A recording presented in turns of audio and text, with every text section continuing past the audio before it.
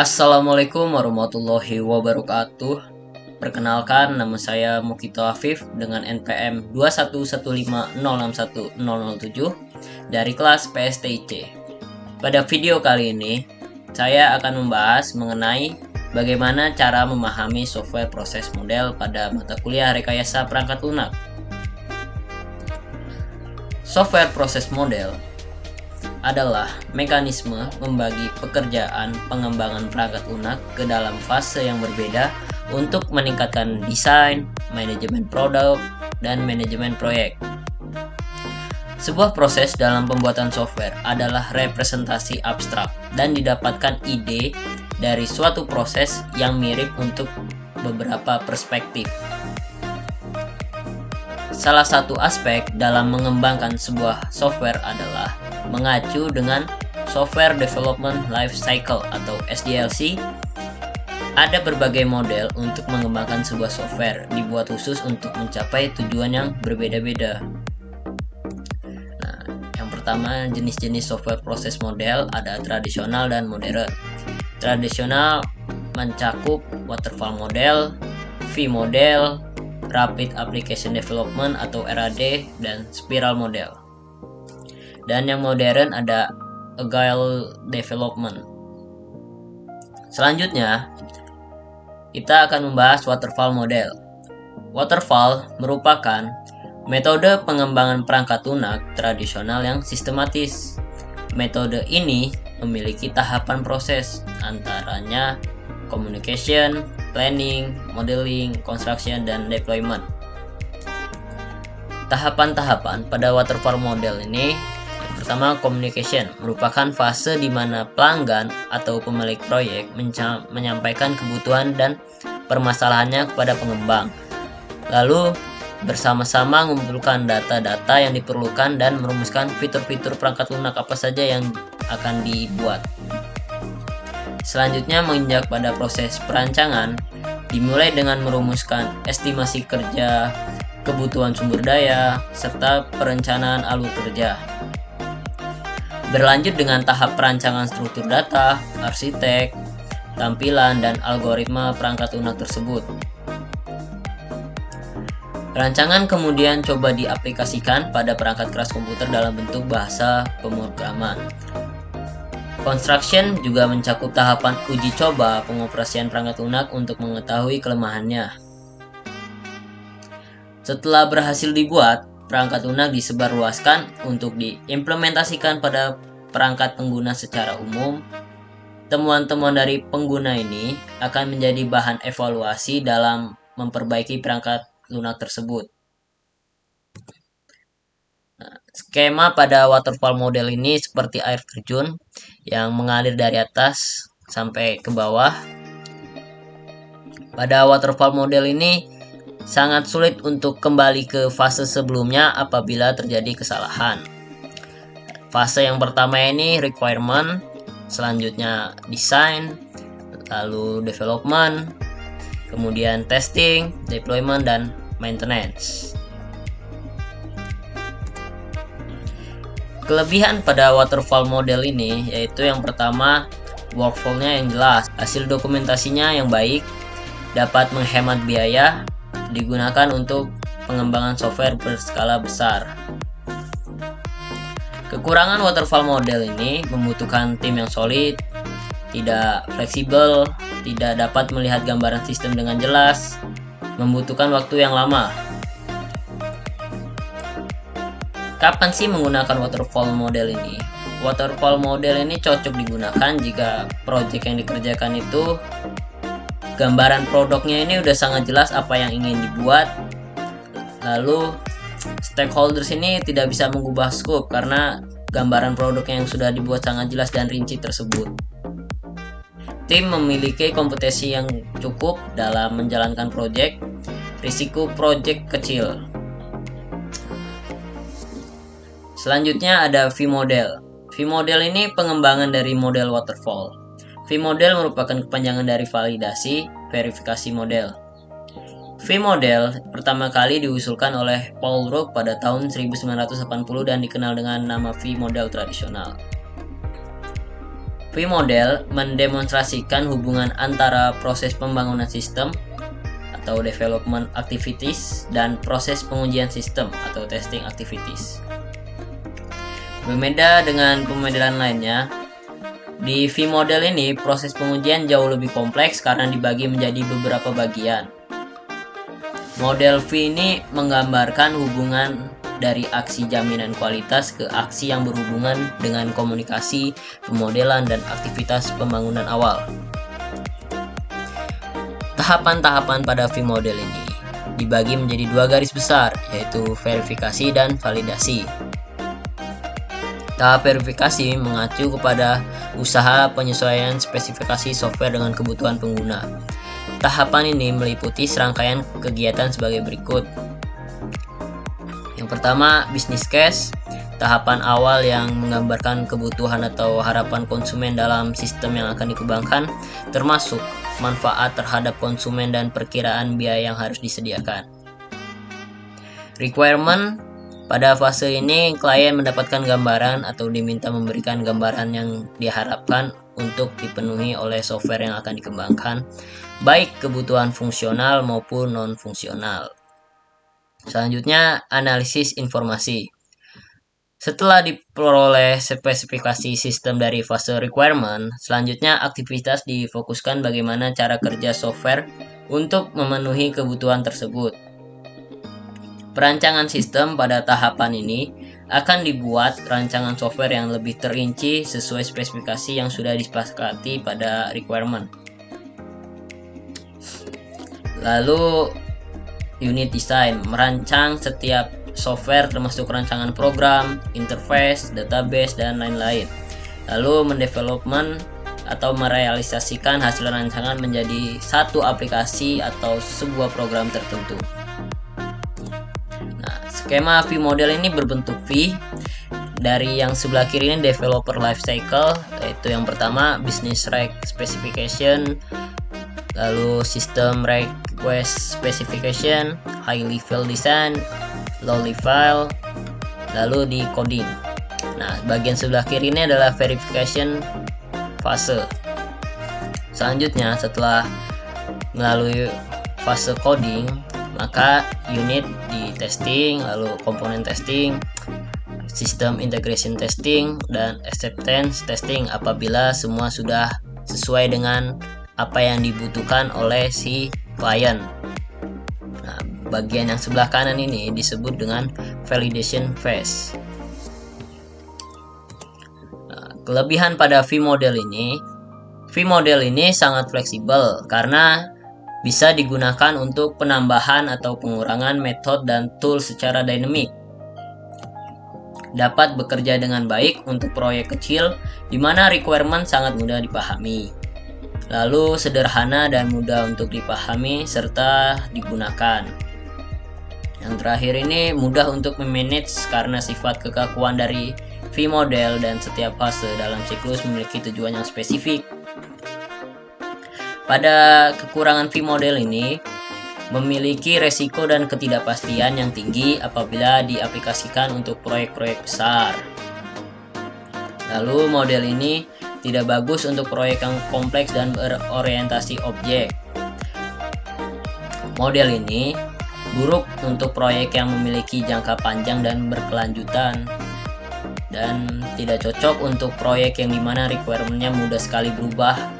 Apabila si kliennya nih setiap meeting dia berubah-berubah terus, V-model ini tidak sangat disarankan untuk menjalankan proyek tersebut.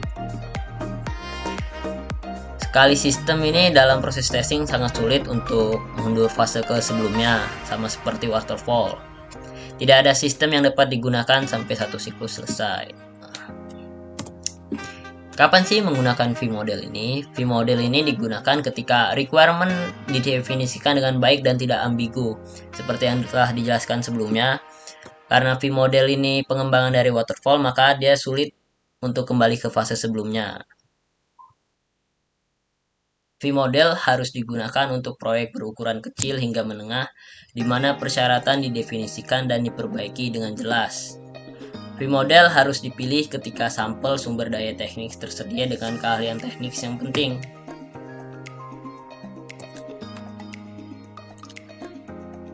Selanjutnya ada Rapid Application Development atau RAD. Rapid Application Development adalah metode yang berfokus pada pengembangan aplikasi secara cepat melalui pengulangan dan feedback berulang-ulang. RAD ini merupakan gabungan dari bermacam-macam teknik terstruktur dengan teknik prototyping dan teknik pengembangan joint application untuk mempercepat pengembangan sistem. RAD diajukan oleh IBM atau International Business Machine pada tahun 1980 sampai 1990-an ketika permintaan terhadap aplikasi semakin meningkat. Tahapan-tahapan pada RAD ini, yang pertama tahap awal dalam pengembangan sistem, di mana tahap ini dilakukan identifikasi masalah dan pengumpulan data yang diperoleh dari pengguna atau stakeholder pengguna yang bertujuan untuk mengidentifikasi maksud akhir atau tujuan dari sistem yang akan dikembangkan tersebut. Selanjutnya dalam tahap desain sistem, keaktifan pengguna yang terlihat sangatlah penting untuk mencapai tujuan karena pada tahapan ini dilakukan proses desain dan proses perbaikan secara berulang-ulang apabila masih terdapat ketidaksesuaian desain terhadap kebutuhan yang telah diidentifikasi pada tahapan sebelumnya. Kemudian pada tahap desain sistem yang telah dibuat dan disepakati diubah ke dalam bentuk aplikasi versi beta sampai dengan versi final. Pada tahapan ini, programmer harus terus-menerus melakukan kegiatan pengembangan dan integrasi dengan bagian-bagian lainnya sambil terus mempertimbangkan feedback dari pengguna atau klien. Jika proses berjalan lancar, maka dapat berlanjut ke tahapan berikutnya, sedangkan jika aplikasi yang dikembangkan ini belum menjawab kebutuhan, maka programmer akan kembali ke tahapan desain sistem. Tahapan implementasi ini merupakan tahapan di mana programmer menerapkan desain dari suatu sistem yang telah disetujui pada tahapan sebelumnya. Sebelum sistem diterapkan, dilakukan sebuah proses pengujian terhadap program untuk mendeteksi kesalahan yang ada pada sistem yang dikembangkan. Pada tahap ini, biasa memberikan tanggapan akan sistem yang sudah dibuat dan mendapat persetujuan mengenai sistem tersebut. Nah, ini skema pada Rapid Application Development. Dia yang pertama tuh merencanakan kebutuhan, lalu masuk ke prototype, lalu testing, refine. Apabila ada kesalahan, maka dia akan membuat lagi prototipenya, testing lagi, kemudian mengulang-ulang sampai di tahap desain sistem ini telah disetujui oleh pihak klien.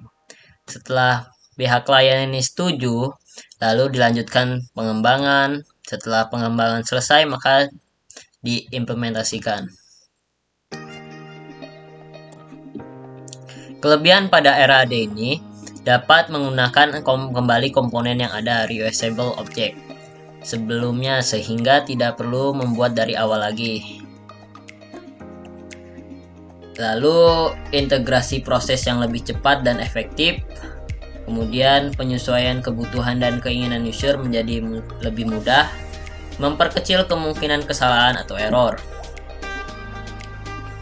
Lalu kekurangan dari RAD ini, dia perlu kolaborasi tim yang kuat dan memadai, memerlukan komitmen yang kuat antara pengembangan dan stakeholder, lalu hanya cocok diterapkan untuk proyek kecil dan memiliki waktu pekerjaan yang singkat. Hanya cocok digunakan untuk mengembangkan aplikasi yang memiliki fokus pada suatu fitur untuk dijadikan modular terpisah. Waktu yang tepat untuk menggunakan RAD ini ketika memiliki tim yang solid, lalu memiliki budget yang besar dalam mengembangkan proyek tersebut, dan yang terakhir itu ketika kita memiliki waktu yang sedikit dalam mengembangkan proyek tersebut. Nah, selanjutnya ada spiral model. Spiral model ini menggabungkan dua metode pengembangan, yaitu prototype dan waterfall. Pengembang melaksanakan prototyping dengan cara sistematis khas metode waterfall. Tahapan-tahapan pada spiral model ini sebagai berikut. Spiral model ini diterapkan dalam pengembangan perangkat lunak berskala besar, sekaligus membutuhkan sistem yang kompleks, tingkat risiko dan keberhasilan pengembangan. Selanjutnya, pelaksanaan metode spiral ini dilakukan dalam 5 langkah. Yang pertama itu komunikasi. Pemilik proyeknya menyampaikan kebutuhannya kepada pengembang perangkat lunak. Dilanjutkannya dengan metode ini, tahap perencanaan mengenai detail tentang proyek yang akan digarap. Langkah perencanaan diikuti dengan analisis untuk mengidentifikasi berbagai kemungkinan yang bisa terjadi selama pengembangan tersebut. Kemudian pengembangan perangkat lunak mulai dijalankan dan setelah jadi akan mendapatkan evaluasi dari pelanggan. Kelima langkah tersebut dilakukan secara berulang-ulang pada setiap pengembangan, sejak dari pengembangan konsep, pengembangan prototipe, perbaikan, perubahan, hingga pemeliharaan sistem yang telah jadi. Nah, berikut ini skema spiral model. Dia yang pertama itu requirement atau determine objects. Selanjutnya membuat prototipe 1, diverifikasi, lalu development plan. Apabila si user atau kliennya ini tidak setuju dengan prototipe yang telah dibuat, maka berlanjut lagi seperti berulang-ulang sampai pada tahap akhir, yaitu implementation dan dirilis. Apabila para kliennya sudah setuju dengan apa yang telah dibuat oleh pihak pengembang. Kelebihan spiral model ini, yang pertama, perubahan tambahan atau fungsi-fungsi baru dapat dilakukan di tahap selanjutnya jika ada perubahan secara tiba-tiba. Perkiraan biaya menjadi mudah karena pembuatan prototipe dilakukan dalam fragmen-fragmen yang kecil. Lalu pengembangan cepat dan fitur ditambahkan secara sistematis dalam pengembangan spiral. Selalu ada ruang untuk umpan balik pelanggan.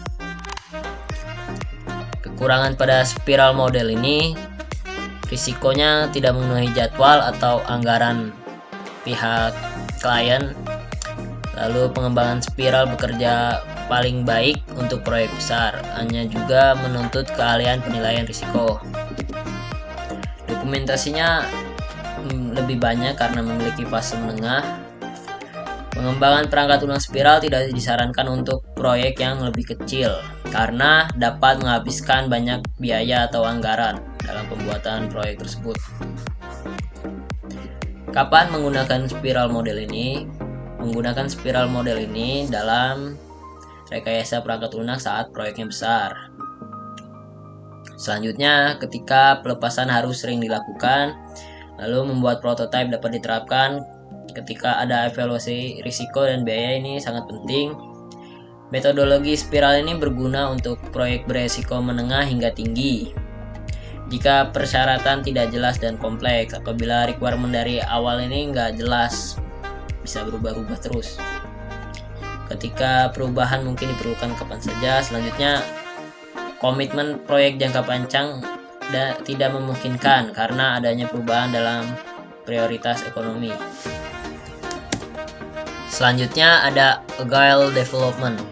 Agile adalah sekumpulan metode pengembangan software yang dilakukan secara bertahap dan berulang. Agile Development sering disebut sebagai framework karena di dalam Agile ini terdapat metode-metode yang bisa digunakan sesuai kebutuhan. Nah, berikut ini adalah metode dalam Agile Development. Yang pertama itu ada Extreme Programming atau XP. Selanjutnya ada Adaptive Software Development atau ASD. Yang ketiga ada Dynamic System Development Method atau DSDM. Kemudian yang keempat ada Scrum Methodology. Dan yang kelima ada Crystal. Keenam Feature Driven Development atau FDD. Selanjutnya ada Agile Modeling atau AM. Dan yang terakhir ada Rational Unified Process.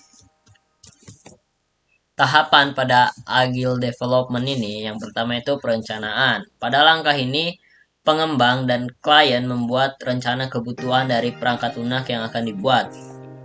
Selanjutnya, implementasi bagian dari proses di mana programmer melakukan pengkodean perangkat lunak.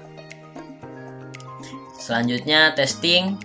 Di sini perangkat lunak yang telah dibuat dites oleh bagian kontrol kualitas agar bug yang ditemukan bisa segera diperbaiki dan kualitas perangkat lunak ini terjaga. Selanjutnya, dokumentasi. Setelah dilakukan tes perangkat lunak, Langkah selanjutnya itu proses dokumentasi untuk mempermudah proses maintenance ke depannya. Yang kelima ada deployment, yaitu proses yang dilakukan oleh penjamin kualitas untuk menguji kualitas sistem. Setelah sistem memenuhi syarat, maka perangkat lunak siap di deployment. Setelah deployment ada yang terakhir ini pemeliharaan. Karena tidak ada perangkat lunak yang 100% bebas dari bug, oleh karena itu setiap perangkat lunak ini wajib dilakukan pemeliharaan secara berkala. Nah, berikut ini ada skema Agile Development. Dia yang pertama itu plan, design, develop, test, dan dirilis. Lalu ada feedback apabila terdapat ketidaksesuaian dari para pihak pengguna untuk software tersebut. Maka mereka akan melakukan tahap pemeliharaan yaitu dalam maintenance. Kelebihan pada Agile Development ini, kualitas software lebih baik, lalu fleksibilitasnya tinggi, softwarenya cepat selesai, pengembangannya yang lebih terprediksi, mendapatkan kepuasan dari klien. Jika pada saat pembangunan sistem ini terjadi kegagalan, dari segi materi ini relatif kecil. Kekurangan pada Agile Development ini, produk akhir yang kurang jelas karena dia itu para pihak requirement-nya dapat mengubah-ubah sesuai dengan keinginan mereka. Apabila ini tidak sesuai dengan keinginan mereka, maka mereka mengubah lagi, dan tidak jelas pada hasil akhirnya seperti pada planning yang awal. Bergantung pada komitmen tinggi tim. Lalu Agile ini tidak cocok dalam skala tim yang besar, yaitu lebih dari 20 orang. Dan developer ini harus selalu siap dengan perubahan karena perubahan akan selalu diterima. Waktu penggunaan Agile Development ini ketika pihak pengembang memiliki tim yang solid, lalu memiliki klien yang berubah-ubah keinginannya, lalu memiliki waktu yang sedikit dalam menyelesaikan proyek. Sumber referensi pada pembuatan materi kali ini saya mengacu pada jurnal dari Kau, Lois, Mohan, Ramesh 2009 dengan yang berjudul A Framework for Adapting Agile Development Methodologies, European Journal of Information System. Selanjutnya ada dari Gibran 2018 yang berjudul Implementasi Rapid Application Development RAD Model pada Pengembangan Aplikasi Rencar berbasis Android. Lalu ada Retnani W.E.Y, Bukhari, dan Ismoyo dengan yang berjudul Perbandingan V-Model Tradisional dan Advanced Model. Lalu ada Sekwelo 2018 yang berjudul Understanding Traditional System Development Methodologies, International Journal of Advanced in Agriculture Science. Dan yang terakhir ada jurnal dari Widianto 2018 yang berjudul Analisa Metodologi Pengembangan Sistem dengan Perbandingan Model Perangkat Lunak Sistem Informasi Kepegawaian menggunakan Waterfall Development Model, Model Prototype, dan Model Rapid Application Development. Sekian, itu saja yang dapat saya sampaikan pada video kali ini. Saya ucapkan terima kasih pada para penonton, dan saya juga mengucapkan maaf apabila terjadi kesalahan dalam saya menyampaikan materi ini. Saya akhiri. Wassalamualaikum warahmatullahi wabarakatuh.